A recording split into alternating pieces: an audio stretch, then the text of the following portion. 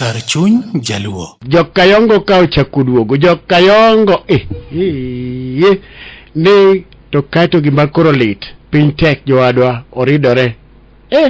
Jokayongo ka ochako duogo. Nyaka wakeni tinde timo gino. Kidonje nyamburko idhi safar. Ido ka ng'ato oketo okopone e kom machielo. Bathe. Tipenje niya, excuse me, hapa kuna mtu.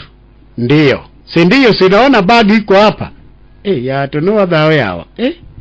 Okay, managi muolo to en koro uyawe lweny.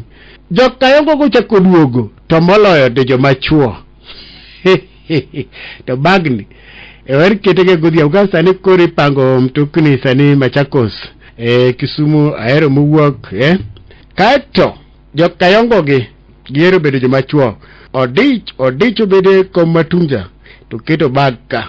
To ngama dichwe biro ni koro liethori hapa kuna mtu anaweza ka. So unaona iko bag. Ngini gi chunya wacha ni manya goyo.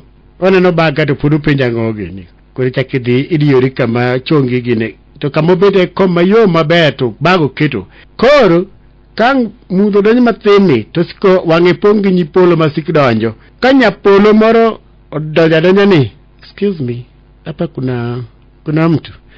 Unaweza katu. Hata mtu aliniambia hata atakuja kumbe amechelewa. Ndugu yangu amechelewa. Kayongo gi koro ni bas uwuok kae ni to Westlands ka ose sim tire. Jidhi ni koro unene ni ndoteri. To ni ka gichopa Kikopey kabichieme ni. Ni koro winjo kiwacho ne nyapolo niya, ni look familia. Jowadwa, Kikopey ka, you look familia. To ka giwuok Kisumu gichopo Chabera. Kisumu nyaka Chabera kae. Ni madamo kanyalo ng'iewo ni achiel kikoyo chami ahinya.